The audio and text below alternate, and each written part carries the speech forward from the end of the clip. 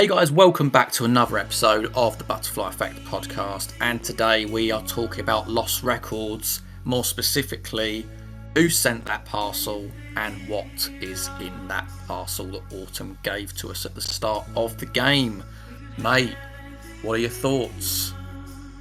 Yeah, I mean, we have a few suspects, right? And we've named them in a few videos, but primarily, I think prime suspect, it's Kat. But I've also, if you theorise it's potentially Dylan or Corey, I wouldn't blame you. There's merit on that.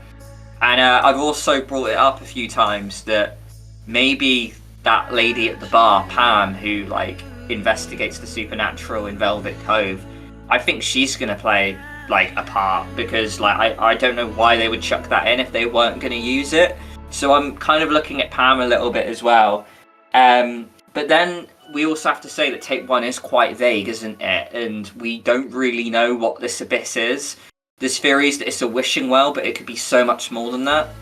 So yeah, there's a lot of things it could be. Is there sort of a suspect you're kind of leaning towards, mate? There's two. One being Kat, obviously, and the other one being her sister, Dylan. Because what I'm going to go for with this whole box thing is that it's a memory box. Quite literally a memory box. Because if you look at all the markings and all the writing around it, it just says remember, remember. So I don't even really know where I'm going with this theory, but I think, given Don't Nod's history of their games being fairly linear up to a certain point, I think that in take 2, that's where the decisions are going to matter a lot more, and I think that's going to shape what, if anything, is in this box, and therefore what you're able to do with it to potentially save a character. In my case, I think it could be Kat. So I think that's what that's about. And also the interesting thing as well, when you look at the box, is that it was clearly made in the 90s, because there's dates for September 95. There's actually this interesting story as well. It's about search for a missing local. I've seen online a lot of people could assume that to be Kat. I would question that purely in the sense that if she's literally just had a fall from, obviously the struggle with the leukemia, I can't imagine why she would go out of anyone's sight. So perhaps that's a little mystery that, we'll get to explore more in the next one. But yeah, I'm just going to go, it's a simple memory box. What's in there, I'm not sure, but maybe these things can then be used or potentially thrown into the wishing well to bring Kat back. And also because the characters have been struggling with their memory throughout the game, that's where that will come into play as well. Yeah, very solid theories. I think Kat is my prime suspect, and I think she is for most people, and I almost don't want to overthink it. There are a lot of other theories as well, and it could just be that Kat made that with the other 3 girls, and it's like you say, it's almost like a time capsule, and they've put stuff in this box and then it's been uncovered later, and whether that's Kat that sent it back to them. Like you mentioned, mate, there is the memory thing, almost like Stephen King's It, like I mentioned, how they've clearly moved out of this town, they forgot a lot about what happened. Now in Stephen King's It, you had that one character who remained in the town and remembered everything. So it could be that, Kat is still alive and well and has summoned them back, while all the other 3 kind of left the town and they forgot it.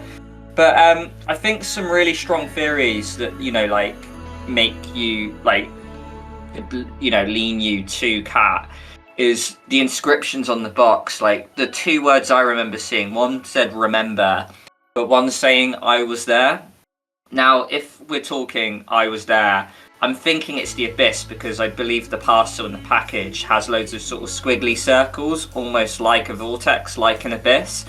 So I don't know if any other character would kind of do those inscriptions, those drawings on the parcel, unless it was one of the 4 girls. So it makes me heavily lean to Kat. But the other thing as well is the I did a bit of digging, and the See You in Hell song that Kat wrote for them has a lot of kind of theories and lines, and one of the lines that really stuck out to me was I'll be your queen in hell, and a lot of it talks about her being in the underworld. and it's just very on the nose. So yeah, like if you know, like looking at lyrics and stuff, that could also be a hint that Kat is the person who sent the package. You know what, mate? Like that is very compelling evidence, like regarding Kat, especially with the lyrics of the song "To See You in Hell," because not only is it "I was there," but also you've got that lyric in there. But I think it's just naturally how my brain's hardwired that because it's potentially so obvious that it's Kat, that it's therefore somebody else, and I feel like maybe it could be Dylan, her sister, who's got access to Kat that could potentially know what she's getting up to, or even like her possessions if she was to pass away, which is why I'm also keeping her in mind as well for like who sent the box. But why it would be as late as 27 years later, I don't know. That is the one sort of thing that's hanging over me with it. Yeah, and I think like if you are going down the theory that Kat is indeed dead, you could, you know, say that Corey and Dylan have the grounds to kind of send the parcel as a revenge thing, because obviously they had the banner that said Bloomin' Rage. They would have known the band name, and I think the band name is on the parcel as well.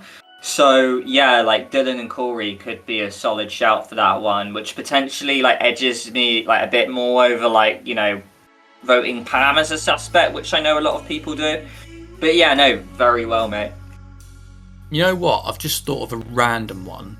Because you know you said Autumn hasn't made a wish. Could Correct. it be Synthvale that maybe something goes down in tape 2, whether it is the death of Kat or something, right?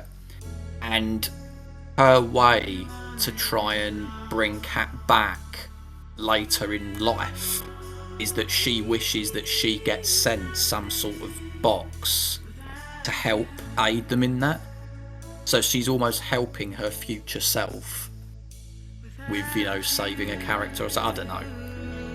Yeah, I mean, potentially. I mean, if I had to shoot a random theory, and it might be a little basic, I don't know, but I can see the girls still talking in the Blue Spruce, remembering that Autumn's not made a wish. And I don't know, I just imagine that it was probably the blood ritual, right, that caused the abyss, because I think it is at the same spot it happened. So I can see Nora, Autumn, and Swan remembering this, doing the blood ritual at the same spot as adults, and the abyss opens up again. And then I can maybe see Autumn doing a wish, and then Kat comes back. But then again, there's just all these questions like, how has Kat sent them this parcel? I don't know if you've got any other points, but I was just going to get into what is in the parcel.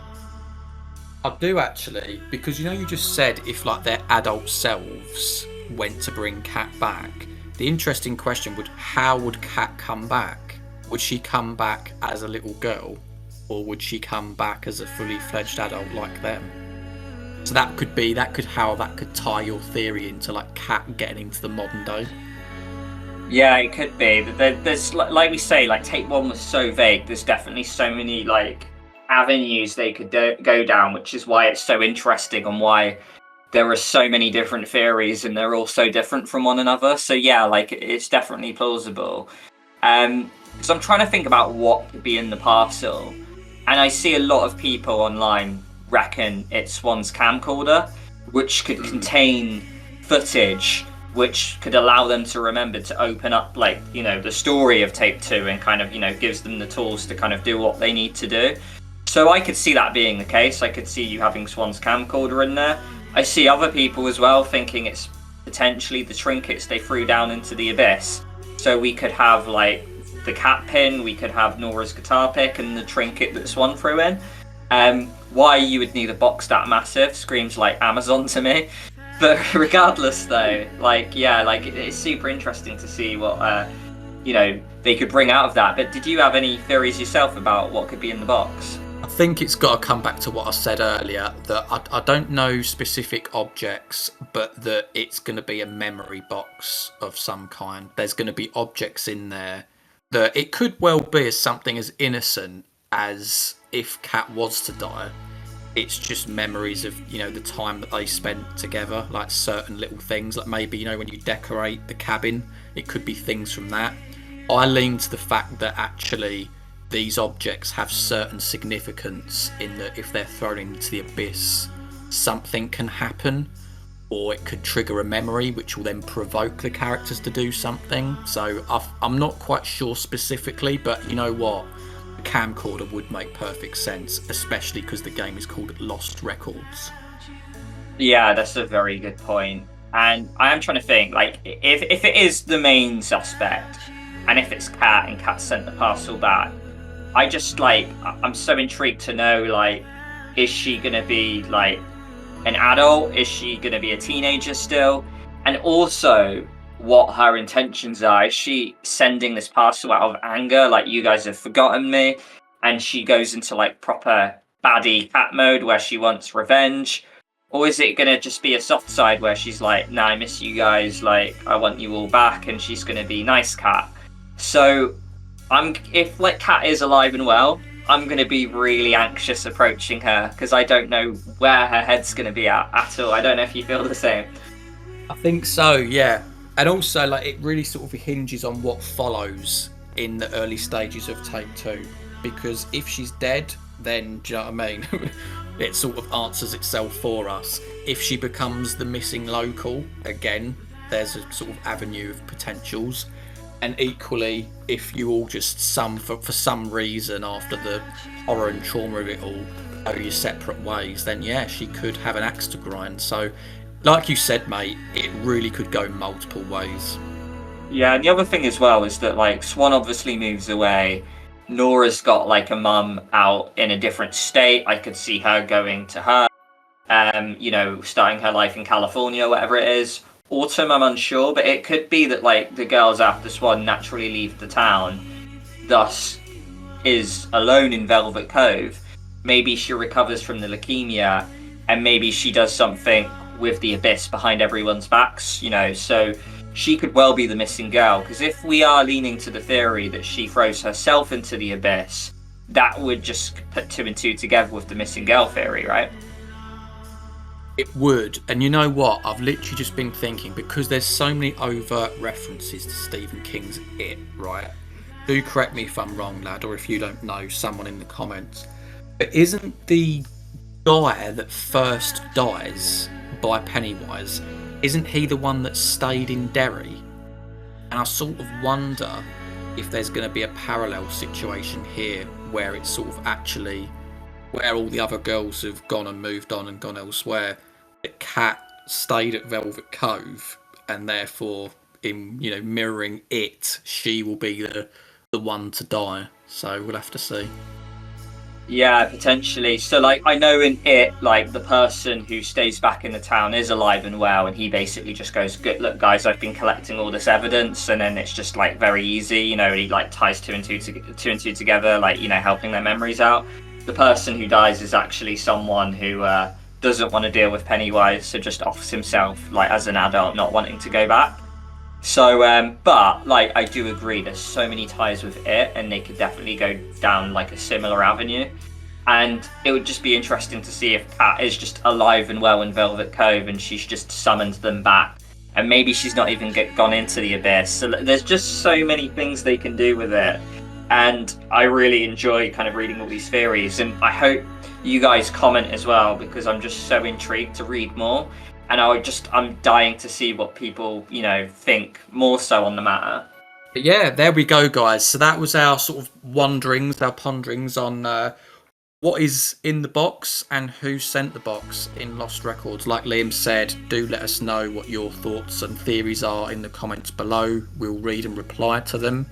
And do stay tuned, because there are plenty more theories on our end to come regarding Lost Records. So look out for that. Like and subscribe, and we will see you in the next video. See you in hell.